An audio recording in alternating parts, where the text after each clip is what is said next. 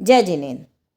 आज हम सुनने जा रहे हैं एक ऐसी दिव्य कथा जो वीरता, वैराग्य, तप और मोक्ष की अद्भुत मिसाल है। यह कथा है बाली मुनिराज की, जिनके तप के सामने रावण का अहंकार भी नतमस्तक हो गया। आइए सुनते हैं बाली मुनिराज की अद्भुत और प्रेरणादायक कथा। किष्किंधपुर में वानावर्षी राजा सूर्यरज की रानी चंद्रमालिनी के अनेक गुण संपन्न पुत्र बाली का वर्णन करते हैं। उसे हे भव्य तू सुन, कैसा है बाली? सदा उपकारी, शीलवान, पंडित, प्रवीण, धीर, लक्ष्मीवान, सूरवीर, ज्ञानी, अनेक कला संयुक्त, सम्यक दृष्टि, महाबलवान, राजनीति में प्रवीण, धैर्यवान, दयाचित वाला और तेजस्वी है। बाली तीनों काल अति श्रेष्ठ, भक्ति युक्त, संशय सहित रहित जम्बूद्वीप के सभी चैत्यालयों के दर्शन कर आया है। वह महापराक्रमी, शत्रुओं को जीतने वाला, नगर के लोगों की नेत्रों को प्रफुल्लित करने के लिए चंद्रमा के समान, जिसे किसी की शंका नहीं, किष्किंधपुर में देवों की तरह रमता है। किष्किंधपुर महारमणीय, नाना प्रकार के रत्नमयी महलों से मंडित, गजतुंग आदि से पूर्ण, अनेक प्रकार के व्यापार से भरा सुंदर बाजारों वाला है। बाली का छोटा भाई सुग्रीव था। वह भी धीरवीर, मनोज्ञ, रूपवान, नीतिवान और विनयवान है। दोनों ही वीर कुल के भूषण हैं। सुग्रीव के पश्चात सुप्रभा नाम की बहन का जन्म हुआ। वह साक्षात लक्ष्मी रूप में अतुल्य थी। सूर्यरज के छोटे भाई रक्षरज की रानी हरिकांता के नल और नील नाम के पुत्र हुए। सज्जनों को आनंद देने वाले, दुश्मन से निर्भय, मानो किष्किंधपुर की शोभा ही थे। इन दोनों भाइयों सूर्यरज और रक्षरज के दो दो महागुणवान पुत्र हुए। राजा सूर्यरज अपने पुत्रों को युवा हुआ देखकर, मर्यादा पालक जानकर, स्वयं विषयों को विष मिश्रित अन्न के समान जानकर संसार से विरक्त हुए। राजा सूर्यरज ज्ञानी है। उसने बाली को राज्य दिया और सुग्रीव को युवराज पद दिया एवं स्वयं इस चार गति रूप जगत को दुख से पीड़ित देखकर विहद मोहन नामक मुनि का शिष्य हुआ। भगवान ने जैसा चारित्र का स्वरूप कहा है, वैसा चारित्र उसने अंगीकार किया।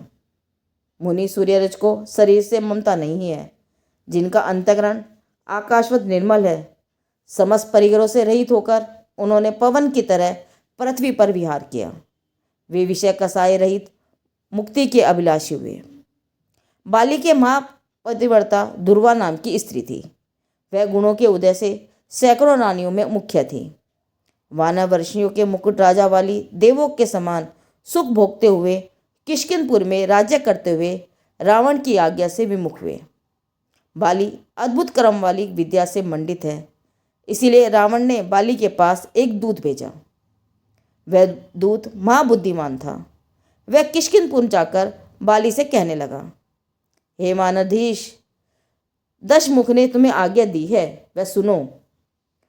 दशमुख महाबली, महा तेजस्वी, महा नीतिवान, महा उदयवान, प्रचंड और दंड देने वाला, जिसके समान भरत क्षेत्र में दूसरा कोई नहीं है, तुमको आज्ञा दी है कि मैंने तुम्हारे पिता सूर्यरज को राजा यम को निकालकर किष्किंधपुर में स्थापित किया, और मैं तुम्हारे पिता से भी अधिक प्रेम तुमसे करूँगा। तुम शीघ्र ही हमारे पास आओ, हमें प्रणाम करो और अपनी बहन श्री प्रभा का विवाह हमारे साथ करो। हमारे साथ संबंध रखने से तुम्हें सब प्रकार के सुख होगा। दूत ने कहा, और रावण की इस आज्ञा को प्रणाम करो। बाली के मन में दूसरी बात को तो स्वीकार हुआ, परंतु प्रणाम की बात स्वीकार नहीं हुई, क्योंकि उसकी यह प्रतिज्ञा थी कि देवशास गुरु के सिवाय अन्य किसी को प्रणाम नहीं करूँगा। तब दूत ने फिर कहा, हे कपिध्वज, अधिक कहने से क्या लाभ? मेरा वचन तुम मानो। थोड़ी लक्ष्मी मिलने से गर्व मत करो। या तो दोनों हाथ जोड़कर प्रणाम करो, अन्यथा आयुध पकड़ो। या तो सेवक बनकर स्वामी पर चरण ढोलो, या भागकर दसों दिशाओं में भटकते फिरो। तब बाली ने व्याग विलंबी नामक सुभट से कहा, हे कुदूत, नीच पुरुष, तू ऐसे अविवेकी वचन बोलता है। लगता है तू खोटे ग्रहों से ग्रसित है। संपूर्ण पृथ्वी पर जिसका पराक्रम और गुण प्रसिद्ध है, ऐसे बाली की बात तेरे कुराक्षस ने सुने नहीं लगती है। ऐसा कहकर उस सुबट ने दूत को मारने के लिए हाथ में तलवार ले ली। तब बाली ने उसे रोका और कहा, इस बेचारे को मारने से क्या फायदा है? यह तो अपने स्वामी के समझाए हुए वचन बोलता है और रावण ऐसे वचन कहलाता है, इसका मतलब है उसका आयुष्य अल्प है। दूत डरकर शीघ्रता से रावण के पास आया। रावण को सारी वास्तविकता समझाई, जिससे रावण अत्यंत क्रोधित हुआ। दुस्सह तेजवान रावण ने अख्तर पहनकर विशाल सेना सहित शीघ्र कूच किया। रावण का शरीर तेज में परमाणु से रचित है। रावण किष्किंधपुर आया। तब बाली भी संग्राम के लिए बाहर निकलने का प्रयत्न करने लगा। उस समय महाबुद्धिमान, महानीतिवान वरजन, मंत्री आदि ने उसको शांत करते हुए कहा, हे देव, निष्कारण युद्ध करने से क्या लाभ है? क्षमा करो, पूर्व में अनेक योद्धा मान करके नष्ट हुए हैं। अश्चंद विद्याधर अग्रगीत के हाथ का आधार, जिसकी देव ने सहायता की थी, तो भी मेघेश्वर जयकुमार के बाणों से क्षय को प्राप्त हुआ। रावण के पास बड़ी सेना है, जिसके सामने कोई देख नहीं सकता, अनेक आयुधों सहित है। अतः आप संदेह की तुला रूप संग्राम के लिए मत चढ़ो। बाली ने कहा, हे मंत्री, अपनी प्रशंसा करना योग्य नहीं है, तथापि मैं तुमसे सत्य कहता हूँ, इस रावण को उसकी सेना के साथ क्षण मात्र में दाएं हाथ की हथेली से चूरा करने में समर्थ हूँ। परंतु यह भोग क्षणभंगुर है। इनके लिए निर्दय कर्म कौन करे? जब क्रोध रूप अग्नि से मन प्रज्वलित होता है, तब निर्दय कर्म होता है। इस जगत में भोग केले के थम के समान आसार है। उन्हें प्राप्त करके जीव मोहवश नरक में जा पड़ता है। नरक महादुखों से परिपूर्ण है। समस्त जीवों को जीवन प्रिय है और जीवों के समूह को नष्ट करके इंद्रियों के भोग से सुख पाना वह गुण कहाँ है? इंद्रिय सुख तो साक्षात दुखी है। यह प्राणी संसार रूपी महाकूप में रहट के घड़े के समान भरता है और खाली करता है। कैसे है जीव? विकल्प जाल से अत्यंत दुखी हैं। श्री जिन देव के चरण कमल संसार के पार होने में कारण है। उनको नमस्कार करने के बाद मैं अन्य को नमस्कार कैसे करूं?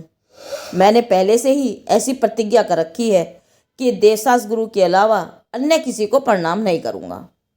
अतः न तो मैं अपनी प्रतिज्ञा भंग करूंगा और न युद्ध में अनेक प्राणियों का घात करूंगा। मैं तो मुक्ति प्रदायिनी सर्वसंग सहित दिगंबरी दीक्षा धारण करूंगा। मेरे जो हाथ श्री जिनराज की पूजा में पर्वत हुए और पृथ्वी का रक्षण करने में प्रवर्ते हैं, वे मेरे हाथ अन्य को किस प्रकार प्रणाम करेंगे? और जो हाथ जोड़कर दूसरों का किंकर होता है, उसका ऐश्वर्य क्या और जीवन क्या? वह तो दीन है। ऐसा कहकर उसने सुग्रीव को बुलाकर कहा, हे बालक सुन, तू रावण को नमस्कार कर या मत कर, अपनी बहन उसको दे या नहीं दे, मुझे कुछ प्रयोजन नहीं है। मैं तो संसार मार्ग से निर्वृत्त हुआ हूँ। जो तुझे अच्छा लगे वह कर। ऐसा कहकर सुग्रीव को राज्य देकर उसने गुणों से गरिष्ठ श्री गगनचंद मुनि के समीप जिनेश्वरी दीक्षा ग्रहण कर ली। जिन्होंने अपने चित्त को परमार्थ में लगाया है, ऐसे वे बाली मुनिराज परम ऋषि, जिनका सम्यक दर्शन निर्मल है, जो सम्यक ज्ञान सहित हैं, वे सम्यक चारित्र में तत्पर 12 अनुप्रेक्षाओं का निरंतर विचार करने लगे। आत्मानुभव में मगन, मोहजाल रहित स्वगुण रूपी भूमि पर भी विहरने लगे। बाली मुनिराज पिता की तरह समस्त जीवों पर दयालु बनकर बाह्य अभ्यंतर तप से कर्मों की निर्जरा करने लगे। वे शांत बुद्धि वाले तपोनिध महारिद्धि को प्राप्त हुए। वे ऊंची ऊंची गुणस्थान रूपी सीढ़ियां चढ़ने का उद्यम करने लगे। भव्य जीवों को आनंद देने वाले उत्तम आचरण वाले बाली मुनिराज मुनियों की उपमा के योग्य हुए। सुग्रीव ने रावण के साथ अपनी बहन का विवाह कर दिया। रावण की आज्ञा स्वीकार करते हुए किष्किंधपुर का राज्य किया। पृथ्वी पर जो जो विद्याधरों की कन्या रूपवती थी, उन सबको रावण ने अपने पराक्रम से विवाह कर लिया। वह नित्यलोक नगर के राजा नित्यलोक और रानी श्री देवी की पुत्री रत्नावली से विवाह करके वापस लंका आते हुए कैलाश पर्वत पर आया। वहाँ के जिन मंदिरों के प्रभाव और बाली मुनिराज के प्रभाव से उसका पुष्पक विमान आगे नहीं बढ़ सका। वह विमान मन के वेग के समान चंचल था, परंतु जैसे सुमेरु के तल के समीप आते ही वायुमंडल रुक जाता है, उसी प्रकार विमान रुक गया। उस समय विमान को रुका हुआ देखकर रावण ने मंत्री मारीच से पूछा, हे मंत्रीवर, यह विमान रुक क्यों गया? तब सभी बातों में प्रवीण मारीच ने कहा, देव सुनो, यह कैलाश पर्वत है। यहाँ कोई मुनि कार्योसक करके विराजमान है। वे शिला के ऊपर रतन के स्तंभ के समान ग्रीष्म ऋतु के सूर्य के सम्मुख आतापन योग कर रहे हैं। उनके तेज के सम्मुख सूर्य का तेज भी फीका पड़ गया है। वे महामुनि धीर वीर हैं, घोर तप करते हैं और शीघ्र मुक्ति प्राप्त करना चाहते हैं। इस कारण नीचे उतरकर उनके दर्शन करके आगे चलो तथा विमान को वापस मोड़कर कैलाश पर्वत को छोड़कर दूसरे मार्ग से ले चलो। यदि आप हट करके इस कैलाश पर्वत के ऊपर से ले जाएंगे तो विमान के टुकड़े टुकड़े हो जाएंगे। मारीच के वचन सुनकर राजा यम का विजेता रावण अपने पराक्रम से गर्वित होकर विमान से नीचे उतरा। वहां उसने ध्यान रूपी समुद्र में मगन अपने शरीर के तेज से 10 दिशाओं को प्रकाशित करने वाले महामुनि बाली को देखा। वे दिग्गजों की सूंड समान दोनों भुजाओं को लंबा कर कार्योसक में खड़े थे। उनके शरीर पर सर्प लिपट रहे थे, मानो कि वह चंदन वृक्ष ही हो। आपातन शिला पर खड़े हुए स्तंभ ही लगते थे। रावण बाली मुनि को देखकर पूर्व के बैर का विचार करके क्रोध रूपी अग्नि से प्रज्वलित हो गया। वह भुक्टी चढ़ाकर होठ फड़फड़ाते हुए मुनि से कठोर वचन कहने लगा, अहो, यह तेरा कैसा तप है कि अभी भी अभिमान नहीं छूटा और मेरा विमान रोक दिया। कहाँ उत्तम क्षमारूप वीतराग का धर्म और कहाँ पापरूप क्रोध। तू व्यर्थ मेहनत करता है। तू अमृत और विषय को एक करना चाहता है, इसलिए मैं तेरा गर्व दूर कर दूंगा। तुझ सहित कैलाश पर्वत को उखाड़कर समुद्र में फेंक दूंगा। ऐसे कठोर वचन बोलकर रावण ने विकराल रूप धारण किया। उसने जो विद्याएं साधी थी, उनकी अधिष्ठाता देवी चिंतन मात्र से हाजिर हो गई। उस विद्या के बल से रावण ने महान रूप बनाया। वह धरती को भेद कर पाताल में प्रविष्ट हो गया। महापाप में उद्यमी प्रचंड क्रोध से लाल नेत्र करके मुख से हुंकार भर के भुजाओं द्वारा कैलाश को उखाड़ने का प्रयत्न किया। उस समय सिंह, हाथी, सर्प, हिरण और अनेक जाति के पक्षी भय से कोलाहल करने लगे। पानी की धाराएं टूट गई और पानी गिरने लगा। वृक्ष टूट गए, पर्वत के शिला और पाषाण गिरने लगे। उसकी विकराल आवाज से 10 दिशाओं में से कैलाश पर्वत हिलने लगा। जो देव वहाँ कीड़ा कर रहे थे वे आश्चर्य करने लगे और 10 दिशाओं में देखने लगे। जो अप्सराएं लताओं में केली कर रही थी, वे लता को छोड़कर आकाश में गमन करने लगी। बाली रावण का यह करते देखकर अपने लिए किंचित खेद को प्राप्त नहीं हुए। जैसे निश्चल पने से खड़े थे वैसे ही खड़े रहे।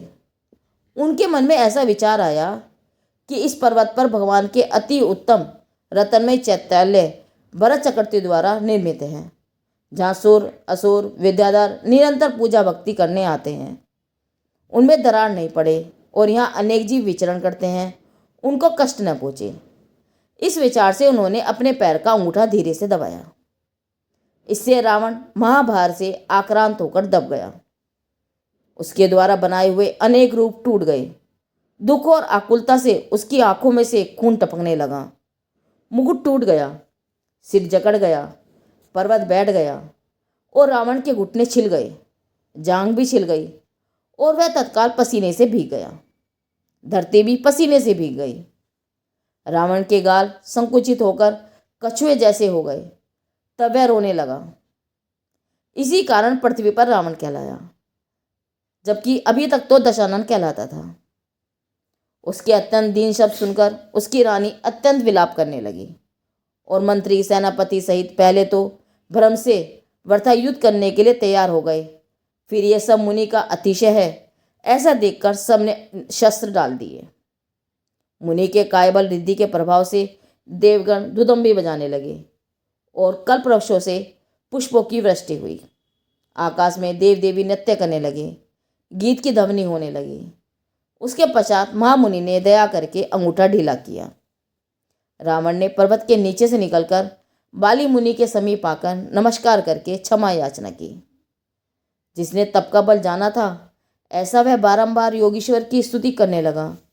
हे नाथ, आपने घर में ही ऐसी प्रतिज्ञा की थी कि मैं जिनेंद्र, मुनेन्द्र और जिन शासन के अलावा अन्य किसी को प्रणाम नहीं करूँगा। यह सब आपकी सामर्थ्य का फल है। अहो, धन्य है आपका निश्चय और धन्य है आपके तप का बल। हे भगवान, आप योग शक्ति से 3 लोक को अन्यथा करने में समर्थ हो। आपको किसी के प्रति क्रोध नहीं है। धन्य है आपके गुण, धन्य है आपका रूप और धन्य है आपकी कांति। धन्य है आपका आश्चर्यकारी बल और अद्भुत तप। आप जन्म से ही महाबलवान सब सामर्थ्य के धारण हैं। आपने नव यौवन में ही जगत की माया छोड़कर परम शांत रूप अरहंत की दीक्षा ग्रहण की है। ऐसा अद्भुत कार्य आपके जैसे सत्पुरुषों से ही संभव है। मुझ पापी ने आपके जैसा सत्पुरुष का अभिनय किया और महापाप का बंध किया। धिक्कार है मेरे मन वचन काया को। आपके समान पुरुष रतन और मेरे जैसे दुर्बुद्धि में सुमेरु और सरसों के दाने जितना अंतर है। मुझ मरते हुए को आज आपने प्राण दान दिए हैं। आप दयालु हैं, हमारे जैसे दुष्ट दर्जन के प्रति भी क्षमा भाव रखते हैं।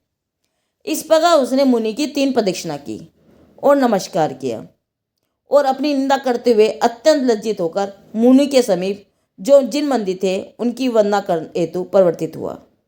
चंद्रहास खड़ग को नीचे रखकर अपनी रानियों के साथ जिनवर की पूजन करने लगा।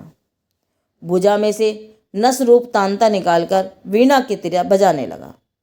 उसने भक्ति में पूर्ण भाव रखकर जिनेन्द्र देव की स्तुति की और जिनेन्द्र देव के गुणानुवाद इस प्रकार गाने लगा। हे देवादिदेव, लोकालोक के ज्ञाता, आपको नमस्कार हो। आपका तेज लोक को लांघ जाता है। हे कर्ताग्र महात्मा, नमस्कार हो। 3 लोक ने आपकी पूजा की है।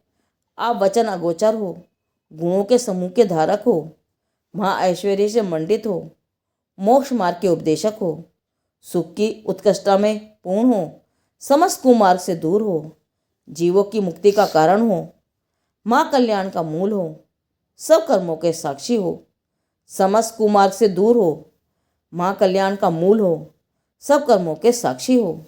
आपने ध्यान द्वारा आपकी भस्म कर दी है। जन्म मरण को दूर करने वाले हो। आपका कोई गुरु नहीं है, आप सबके गुरु हो। आप किसी को नमते नहीं हो। आप सबके द्वारा नमस्कार योग्य हो। सर्वरूप, एक रूप, चिद्रूप, अरूप, जीवों को मुक्ति देने वाले, आपको बारंबार नमस्कार हो। रावण द्वारा की गई जिनेन्द्र की स्तुति से धर्मेन्द्र का आसन कंपायमान हुआ। उसने अवधि ज्ञान से रावण का वृत्तांत जान लिया और हंस से उसके नेत्र खिल गए। उसने दैप्यमान मणियों से अंधकार दूर किया और वह नागपति शीघ्र पाताल में से कैलाश पर्वत पर आया। वहां आकर उसने जिनेन्द्र को नमस्कार किया। विधि पूर्वक समस्त मनोज्ञ द्रव्यों से भगवान की पूजन की और फिर रावण से कहने लगा, हे भव्य, तूने भगवान की बहुत स्तुति की है और जिन भक्ति के सुंदर गीत गाए हैं, इससे मुझको बहुत आनंद हुआ है। हे राक्षेश्वर, तू धन्य है जिसने जिनराज की स्तुति की है। तेरे भाव से अभी मेरा आगमन हुआ है। मैं तुझसे संतुष्ट हुआ हूँ। तू वर मांग। तू जो वन वांछित वस्तु मांगेगा वह मैं तुझे दूंगा। जो वस्तु मनुष्यों को दुर्लभ है वह भी मैं तुझे दूंगा। तब रावण ने कहा, हे नागराज, जिन वंदना के समान दूसरी कोई वस्तु नहीं है जो मैं आपसे मांगूं। जिनेन्द्र की वंदना के समान अन्य कोई कल्याणकारी नहीं है। आराधना की गई है जिन भक्ति मुक्ति का सुख देती है, अतः इसके समान अन्य कोई पदार्थ नहीं है, न हुआ है न कभी होगा। हे महामते, यदि इससे अधिक अन्य वस्तु नहीं है तो मैं क्या मांगूं? तब धर्मेन्द्र ने कहा, तूने जो कहा वह सब सत्य है। जिन भक्ति से सब सिद्ध होता है उससे कुछ भी दुर्लभ नहीं है। तेरे समान और इंद्र के समान अनेक पद जिन भक्ति से ही मिलते हैं, और इस संसार का सुख तो अल्प और विनाशी है, उसकी क्या बात। मोक्ष का जो अविनाशी और अत्यंत सुख है वह भी जिन भक्ति से प्राप्त होता है। हे रावण, यद्यपि तू महान त्यागी है, विनयवान, बलवान, ऐश्वर्यवान और गुणों से शोभित है, तथापि मेरा दर्शन तुझे व्यर्थ न हो, अतः मैं तुझसे विनती करता हूँ, तू कुछ मांग ले। मैं ये जानता हूँ तू याचक नहीं है, परंतु मैं अमोघ विजय नाम की शक्ति विद्या तुझे देता हूँ। हे लंकेश, तू ग्रहण कर, हमारा स्नेह मत तोड़। हे रावण, किसी की दशा सदा एक समान नहीं रहती है। संपत्ति के बाद विपत्ति आ पड़े तो यह शक्ति तेरे शत्रु का नाश और तेरी रक्षा करेगी। मनुष्यों की तो बात ही क्या, इससे देव भी डरते हैं। यह शक्ति अग्नि ज्वाला से मंडित विस्तीर्ण शक्ति की धारक है। तब रावण ने धर्मेंद्र की आज्ञा से शक्ति को ग्रहण किया, क्योंकि किसी के पास से कोई कुछ लेना लघुता है। अतः इस बात से रावण प्रसन्न नहीं हुआ। रावण अति उदारचित है। रावण ने हाथ जोड़कर धर्मेंद्र को नमस्कार किया और धर्मेंद्र अपने स्थान पर चला गया। रावण ने 1 माह तक कैलाश पर्वत पर रहकर महाभक्ति से भगवान के चैत्यालयों की पूजा की, बाली मुनि की स्तुति की और अपने स्थान पर चला गया। बाली मुनि ने मन के क्षोभ से जो कुछ कर्म उपार्जित किया था उसका गुरुजनों के पास जाकर प्रायश्चित कर लिया और शल्य दूर करके परम सुखी हुए। चारित्र से, गुप्ती से, धर्म से, अनुप्रेक्षा से, समिति से, परिचय सहन करने से, महासंवर को प्राप्त करके, कर्मों की निर्जरा करके बाली मुनि ने केवल ज्ञान को प्राप्त किया और तत्पश्चात 8 कर्मों से रहित होकर लोक के शिखर पर अविनाशी स्थान में अविनाशी सुख को प्राप्त हुए। इस दिव्य कथा से हमें यह प्रेरणा मिलती है कि संसार का वैभव क्षणभंगुर है, पर आत्मा की शुद्धि और जिन भक्ति ही मोक्ष का मार्ग है। बाली मुनिराज ने सिद्ध कर दिया कि सच्ची विजय शत्रु पर नहीं, स्वयं के अहंकार और मोह पर होती है। यदि कथा आपको प्रेरित करे तो इसे अधिक से अधिक लोगों तक पहुँचाएं, जिनवाणी का प्रचार करें। यही सच्ची भक्ति है। बाली मुनिराज की यह कहानी बोधि समाधि निधान से ली गई है। जिनदेव की वाणी आगम वाणी।